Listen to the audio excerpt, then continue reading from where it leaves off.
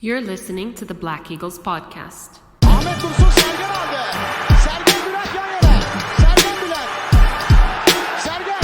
Yanında Tümer var. Tümer'e doğru at. Tümer gitti. Tümer topu aldı. Sergen aldı. Gol! Gol! Gol! Sergen attı. Sergen attı. Şampiyonluk geldi. Sergen attı. Şampiyonluk geldi. İbrahim'in pası. Zuma. Şimdi Ahmet. İkinci gole gidiyor Beşiktaş. Ahmet.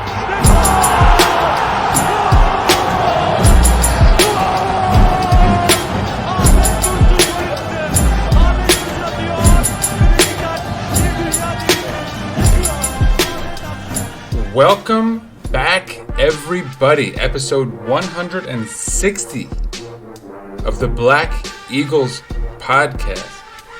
I am your host, Sinan Schwarting, live from New York City on another chilly night here as spring approaches. Supposed to be getting warmer. Pretty nice today. Not that that's why we're here. But yeah, of course, what I am here to talk about, and I'm a little late, of course, is we're here to talk about the Cup match, semi-final match against Istanbul Başakşehir. The match was a home match at the Vodafone Park. So, yes, I'm a little late. My apologies. I was honestly sort of anticipating doing this episode with Khan, and then some timing issues, internet issues, homeschooling. So, the pandemic still happening. So, lots of scheduling things going on. But anyhow, I am here. We are doing this episode. I am doing it alone. So by we, I suppose I mean the royal we, if you will. But yeah, of course, it was a huge match. Winning the cup would be fantastic. Doing the double has not been done. How long has it been? Almost 10 years, right? 9? 8/9, right? So, yeah, it would be fantastic to get this cup on top of, obviously, the league. Obviously, the league would be more important, but, bragging rights, right? Sorry, we got some noise in the background there, which I'll work right through, and it's gone, so I don't even have to worry about it. So yeah, let's talk about this match. Let's talk about, obviously, the fact that coming into it, we were coming off of a huge victory against Başakşehir in the league, a 3-2 victory, or 2-3, I suppose, because that one was on the road. In quotes, right? Because it's not far. It's never far when you're playing another side in Istanbul, especially one that is not legitimately authentic as a club or have any fans, for that matter. No, all jokes aside, this was a home match, so that was an advantage. But yeah, we were coming off a huge victory on the road against them. But so yeah, let's talk lineups, because I think we're ready to dive in. In the goal, and I think you expect this for a cup match, but it was Utku Yuvakuran for us. For them, it was Mert Günok. I'll go back and forth. What the hell? Let's mix things up here for the cup. On the back line, we had Wellington and Vida. They had Wesley Ponk and Epurianu, who may have been credited with some errors in that last match, but he was back. Our right back was Valentin Rosier. Their right back was not Rafael, but it was in fact Umer Ali Shahiner, who I didn't even know was a fullback, to be honest. I thought he was more of a winger, but anyhow. On our left back was the grand return of the previously injured Ridvan Yilmaz, and they had Hassan Ali Kaldırım. Joseph Souza would play on the back of our midfield, and Tolga Cigerci would play in the back of theirs. Rashid Gizal would play on our right wing, with Yosef Ndiashimie playing on theirs. On our left wing, I guess I skipped the center of our midfield, I'll come back to it. On our left wing was Georges Cavin Nkoudou, and on theirs was, of course, Denis Turuc.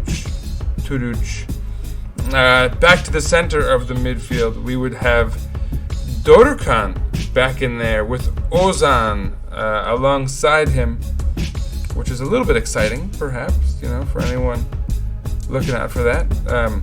Obviously, I already mentioned Joseph. They featured, what do we have here? Edin Viska and Berkay Özcan. That's interesting. So they had Edin Viska in the middle of perhaps India Shime was in the middle and Viska on the wing.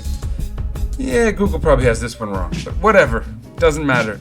Up front, of course, was Vincent Aboubakar, and for them, they would switch it up. Enzo Crivelli was actually pretty solid against us in that last match, but this match would feature Demba Ba, who was actually pretty solid too in the last match, if we're going to be honest. But yes, that was it. That would be the lineup for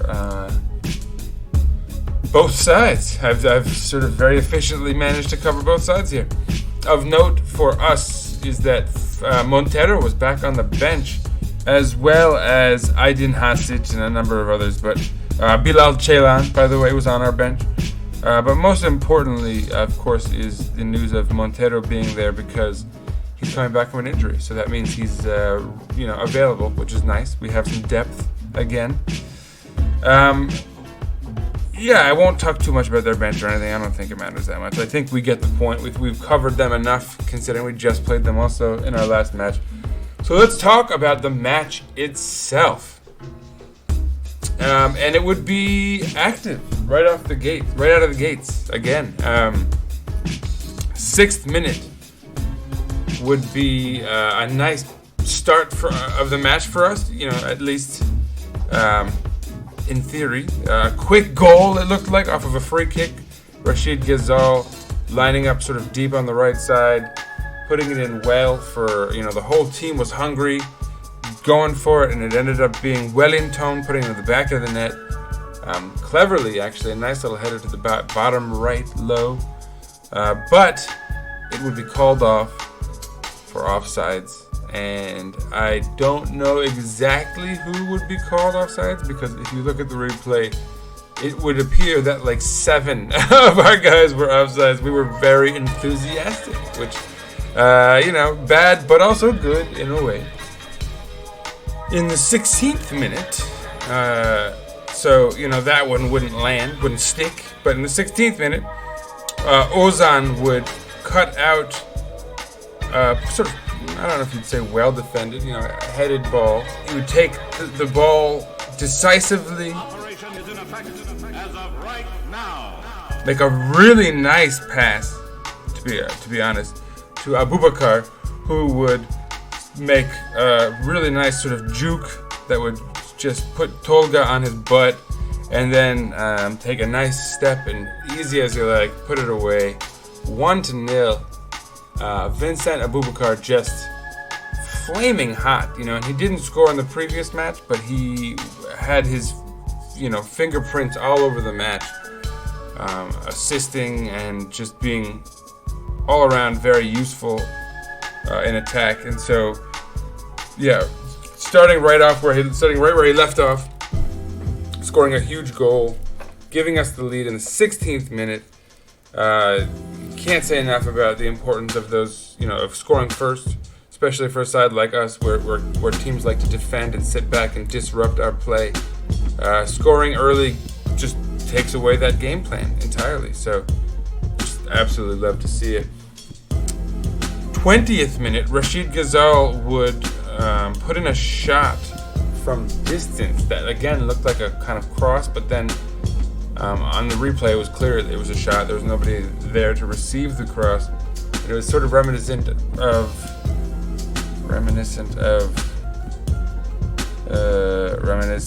I can't remember. I bet one of my Scottish twins would recall it. Anyhow, he had a lovely goal earlier in the season, some might recall, from distance. He almost did it again, although this time Mert Günok would come up with a lovely save. 21st minute, however, right off of that, we would get a corner kick. Ozan, this time on the left side, so he could do an in-swinger. Obviously, one might expect Gazal, but no. This time it would be Ozan. However, instead of putting in an in-swinger, he would put it in low, out wide to Georges Kevin Nkudu. And Nkudu would put in just the perfect cross. You know, the type of cross that probably would have been a goal had nobody made a connection with it just because it was so well placed. And it just so happened to be Domagoj Vida on the other end of it, and he put it away perfectly. And 2-0. 21 minutes into this match, a semi-final no less. And Beşiktaş is looking good. But, you know, obviously you expect a little fight back here. 38th minute. A bit of a scare, I think we could say. Deniz Turuc would take the ball up the left side, and Utku Yuvakuran would revert to the young keeper that many of us remembered him as before impressing us a bit in some of his substitution performances this season. And yeah, he would come out for no good reason, to be honest. Clumsy as you like. Deniz Turuc would sort of easily get around him, send it in for Edin Viska, who, again, I think I mentioned last week, is Başakşehir's all-time leading scorer, and it wouldn't work out somehow. I think it was a bad pass from Deniz Turuc. At least Edin Viska was saying as much after he missed by skewing it high and wide, skied it, if you will. But so yeah, that would be it. Domagoj Vida would get a yellow right after that. I don't recall it. It was the 43rd minute. I remember him getting it, but I don't remember what the foul was, if he deserved it or not. I mean, whatever. It doesn't really matter. The cards aren't transmitting over competitions, I don't think. 47th minute, however. This would be really scary. Hassan Ali Kaldırım would send in a cross for Yusuf Ndiashimiye, and he should have put it away probably, but he skews it wide. He's running across goals, a lot like the one that Nsakala allowed, or that people blamed Nsakala for, the first goal in the last match that they scored. Except Ndiashimiye missed. And you could say we were a bit fortunate in that regard, but, you know, 2-1 at that point. Whatever. I mean, Beşiktaş was fairly dominant in that first half. And I mean, at the same time, it was very clear that they sort of took their foot off the gas after going up 2-0. And were, you know, I mean, I think all of us were weary of allowing Başakşehir back into the match, but also pretty happy about what we saw in the first half, all in all, especially just coming out of the gates the way we did. It was good to see it. You love to see the team kind of hungry, trying to win. One scary thing right at the end of the half was Purianu and Vincent Abubakar would clatter. Abubakar would go down, and it would look like he was in serious pain, and especially regarding his knee, which I think scared all of us.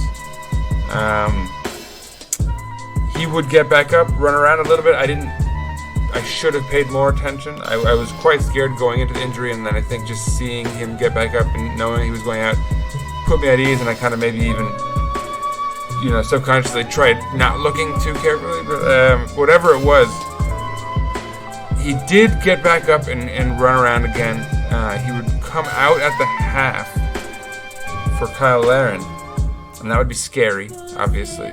And the news coming out of the gates from the club was that everything was okay, and then on TV they were talking about how maybe things were not okay, and they were bringing in a doctor.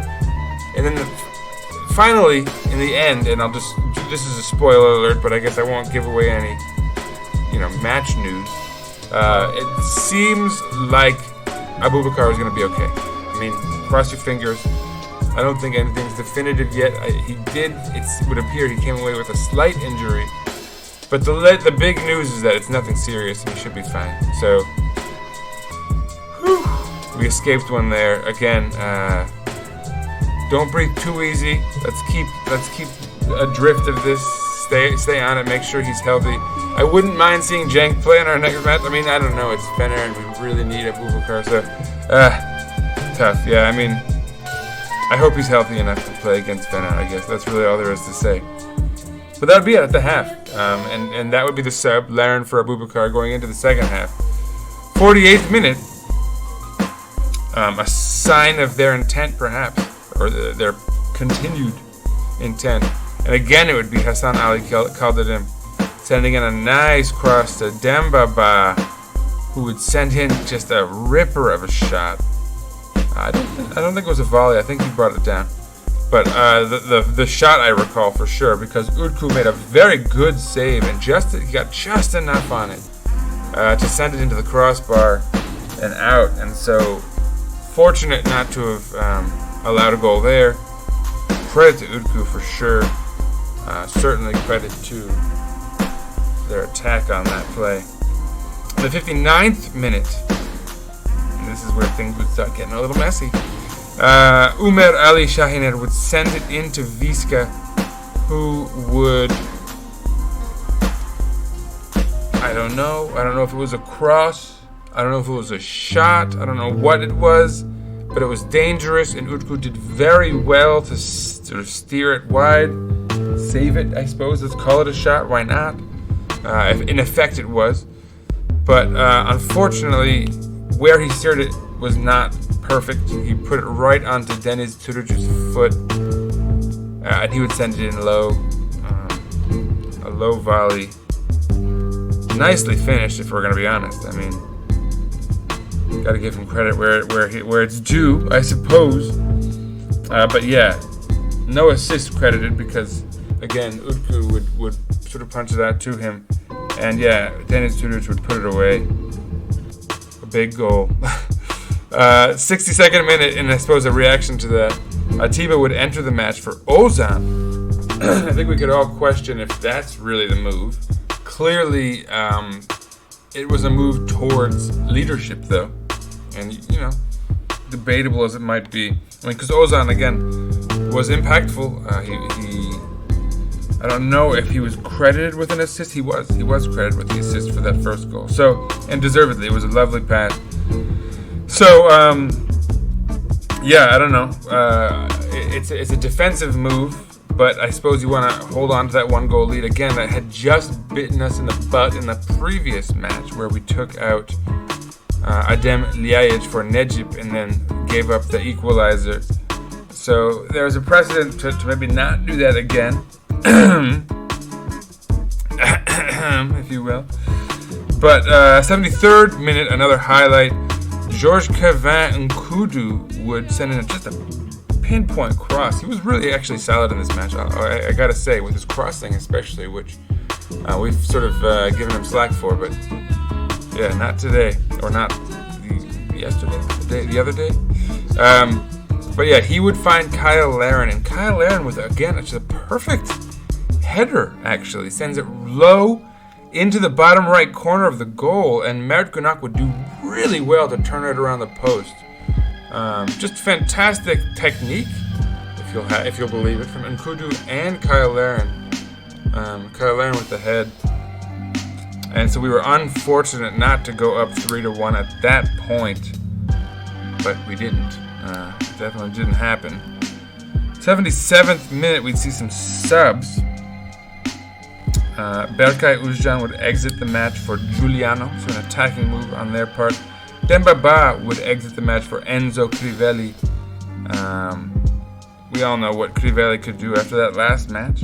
Dembaba had hit the post and whatnot in this one, so it's not like it was a guaranteed plus for them, but it would appear to have actually been, because literally within the same minute as their sub, the very same dude who'd entered the match, Giuliano, would be on the receiving end of Edin Viska finding Deniz Türüc, who would backheel it just, and I don't know how much of it was luck.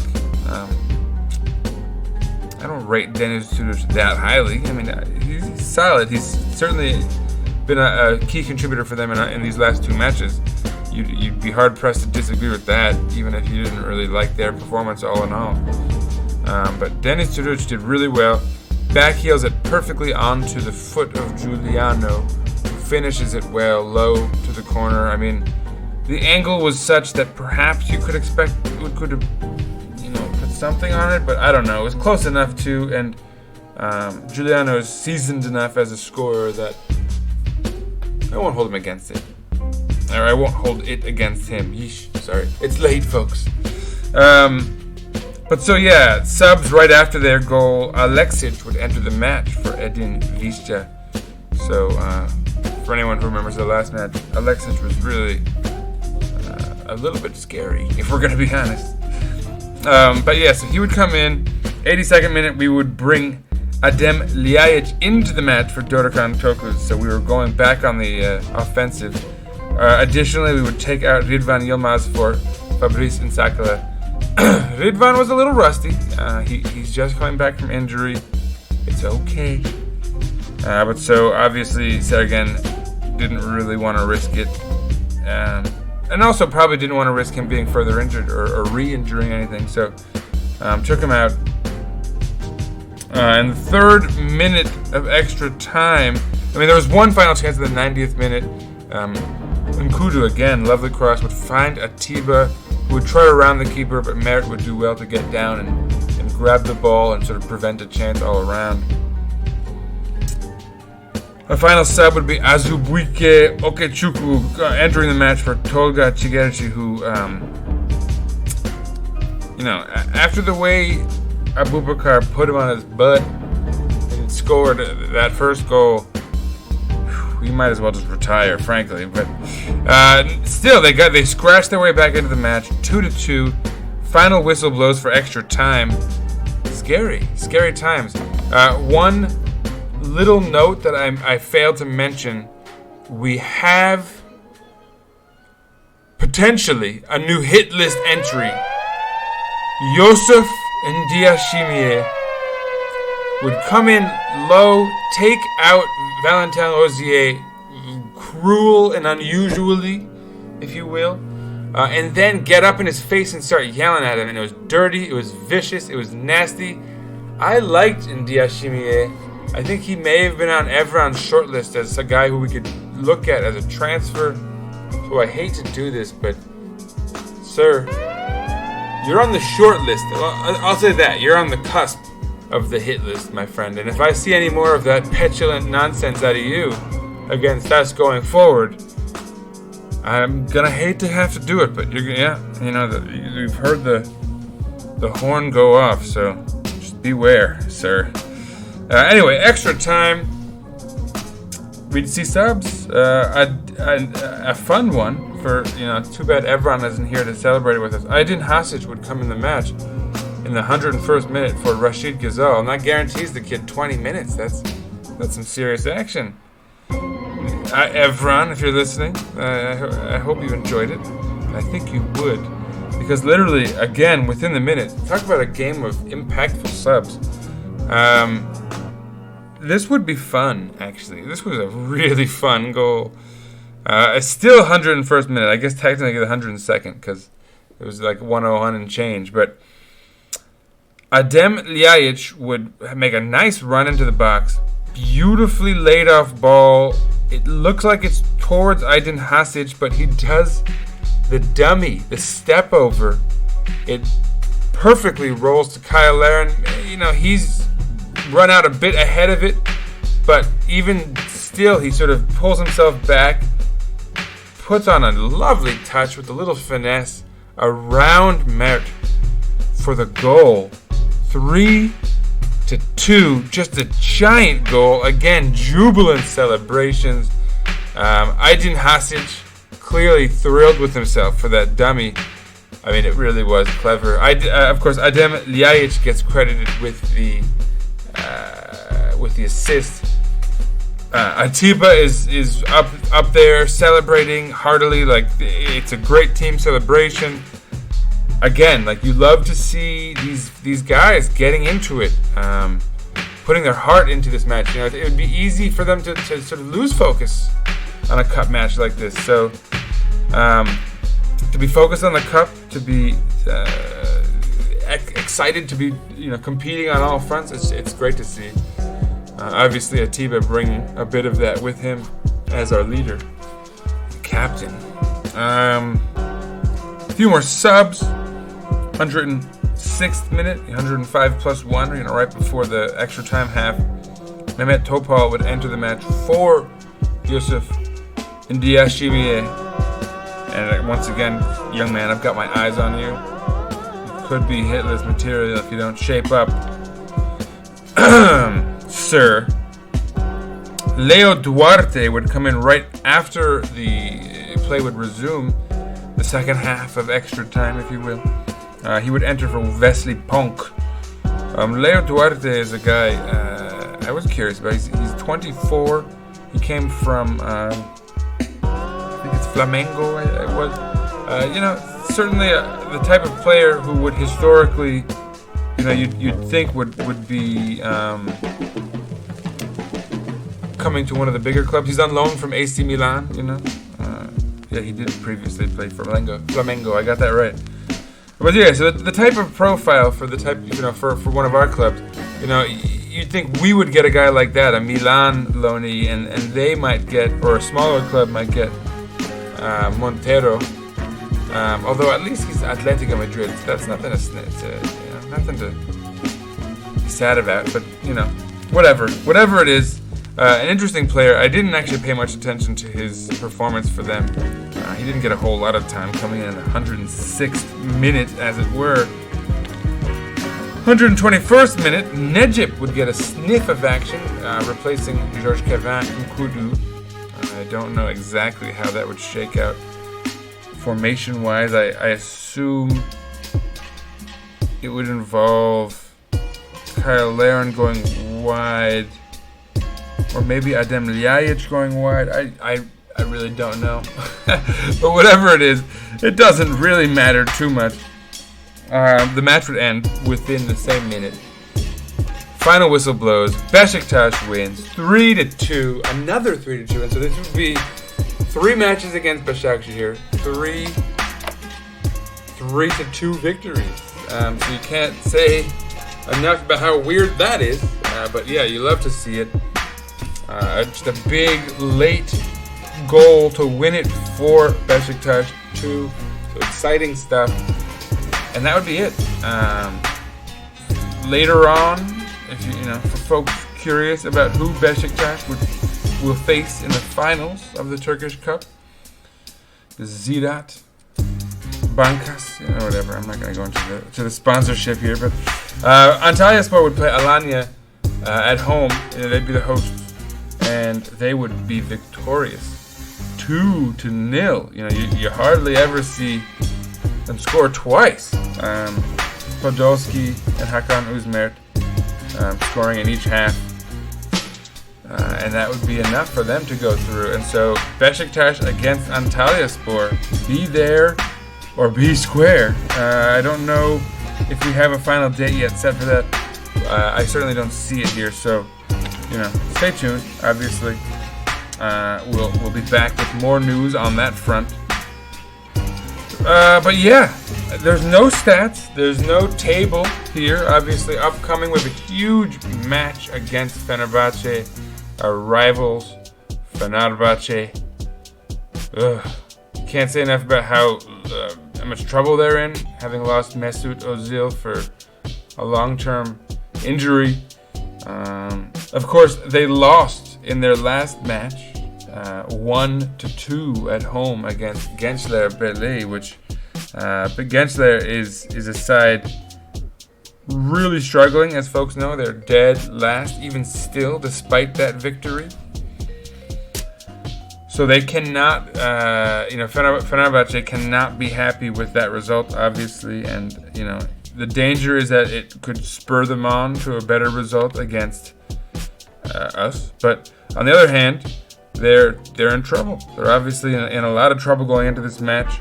They are a full 5 points back on us, and we have a match in hand. So if we won, we'd be 8 points ahead, and still have a match in hand, no less. So yeah, they have a lot to play for, obviously. Excuse me. But I'm not going to really say much more about this. I think it is what it is. I'm going to go ahead and award a man of the match to... Who do I give it to? Boy, we had a lot of solid performers in this one. I would honestly want to go with Abubakar because of how fantastic he was in the early going.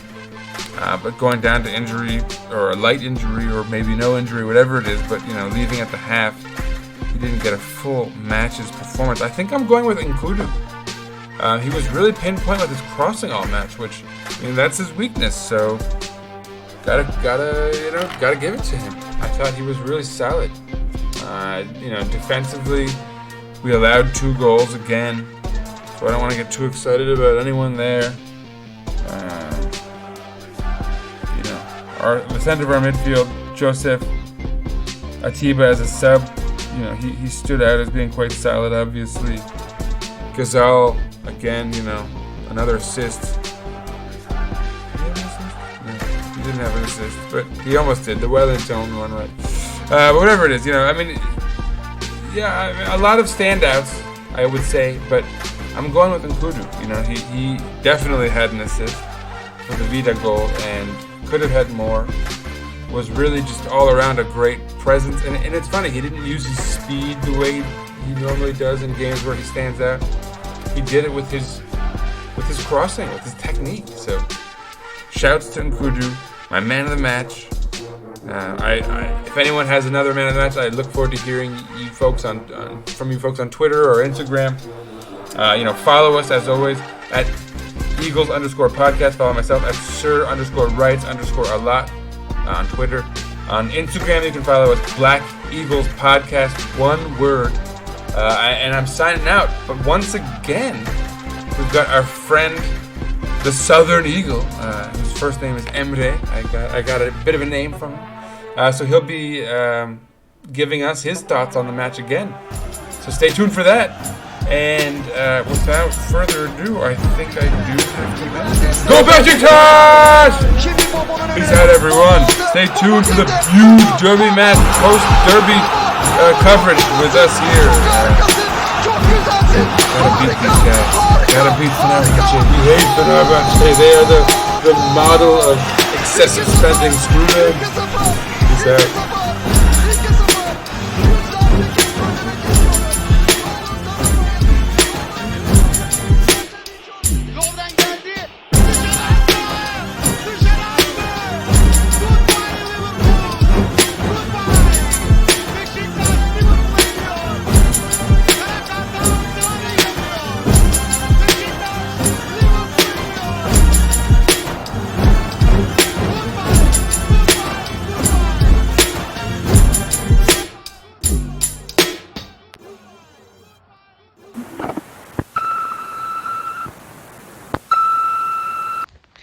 Just want to say a few words about the Beşiktaş Başakşehir Turkish Cup semi-final game. We started very well. We were more dominant than our league game on Friday. We play against the same team, and Abubakar did fantastic opening. That followed by the header from the Nkudu's assist of Vida. And Abubakar's goal assisted by Özyakup also. But something happened in second half, start of second half. We lost the concentration, and Başakşehir pushed, and they caught us off guard, especially the second goal. On the counter-attack, they scored a goal. There were 5 Başakşehir players inside our penalty box, and we were only 2-3 defenders there. Anyhow, after necessary subs Sergen Yalçın did, we held the game, and even the extra time we did not give any position to Başakşehir, and with the Laiç's run we scored winner with Kyle Larin, our Canadian Eagle, and that sealed the Turkish Cup final spot for Beşiktaş. And we're gonna wait for now our opponent, most likely Alanya Antalya game. Good thing is, I believe there is some positive lessons to take from here. As mentioned, end of our Başakşehir League game, we cannot defend. We need to keep pressure. We cannot defend the game in our half. We need to pressure the opponents on their half to keep the ball away from our side. That's the key. I apologize, by the way. My little dog is running around and making a noise. Congrats, Beşiktaş. Black Eagles of Istanbul. Southern Eagle, go!